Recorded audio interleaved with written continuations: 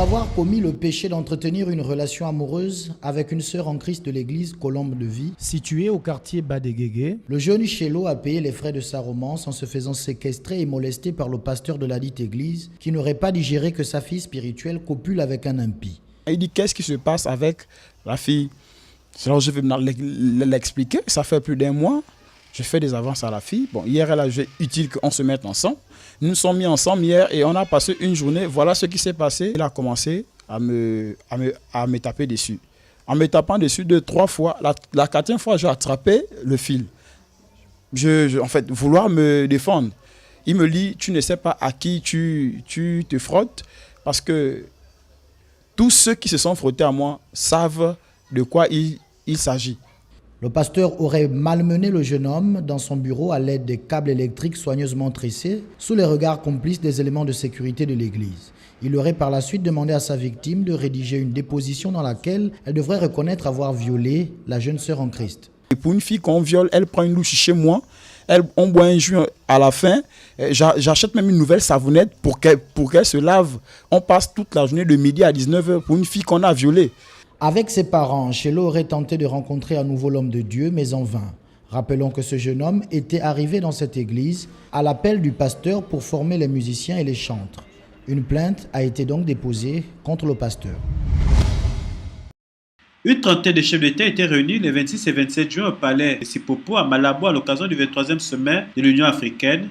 Au cœur des débats, la question de la transformation de l'agriculture et de la sécurité alimentaire sur le continent noir. Pourtant, l'insécurité à laquelle le continent est confronté a rapidement ravi la vedette au thème principal, la menace terroriste au Nigeria avec Boko Haram et Al-Shabaab en Somalie, les mouvements séparatistes au Mali, la guerre civile en Centrafrique ont amené de nombreux chefs d'État à se pencher sur des éventuelles solutions pour sortir l'Afrique d'une situation qui ne peut permettre aucun développement et surtout pas celui de l'agriculture. Parmi les invités, il fallait compter Ban Ki-moon qui a rappelé à tous que la collaboration entre les Nations Unies et l'Union africaine est nécessaire. Mais il y avait aussi Mariano Rajoy, le premier ministre espagnol qui a salué les efforts des Africains et notamment la Guinée équatoriale pour le développement économique. La voix de la Palestine a été également entendue à travers le message de Mahmoud Abbas lu par son représentant. L'Égypte faisait également son grand retour sur la scène continentale. Le président nouvellement élu, Abdel Fattah el-Sisi, a notamment souligné l'engagement de son pays pour le maintien de la paix dans la région. Ali Bongo Ondimba, le chef d'État gabonais, a relevé l'urgence du problème sécuritaire. Il a indiqué entre autres que le développement économique et particulièrement agricole dont il était question au cours de ce sommet n'est pas possible si l'intégrité des États est quotidiennement violée et que les populations civiles sont toujours attaquées. Le président de la République a par ailleurs évoqué la nécessité de poursuivre la construction des infrastructures dans les secteurs routiers et énergétiques notamment. Les drapeaux de tous les pays membres de l'Union africaine honorés et magnifiés devant le palais de Sipopo à Malabo, un spectacle permanent auquel ont eu droit les chefs d'État, les experts et la presse pendant 2 jours.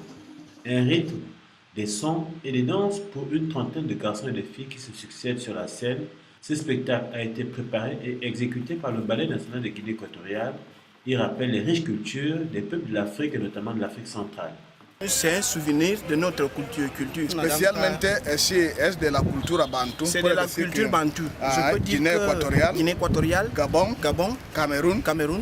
Normalement de la Nifang. C'est normalement de la Nifang.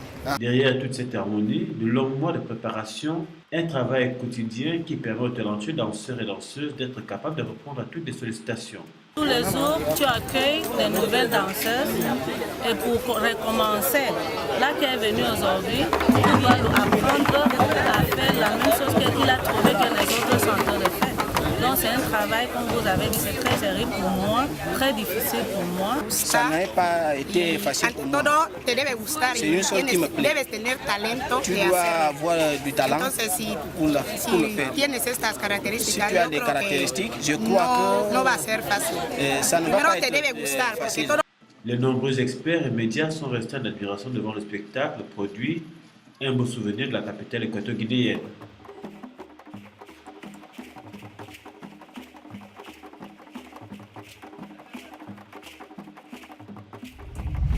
C'est avec la présence des gendarmes au sein du campus que les étudiants vont devoir reprendre les cours demain lundi 30 juin. Une décision qui a été prise lors de l'Assemblée générale du Syndicat national des enseignants-chercheurs SNEC qui s'est tenue le vendredi dernier. Cette Assemblée générale a fait suite à la rencontre entre le rectorat et les enseignants en début de semaine au cours de laquelle le professeur Louis-Marc Ropivia, recteur de l'université Omar Bongo, avait émis le souhait de voir les amphithéâtres se rouvrir.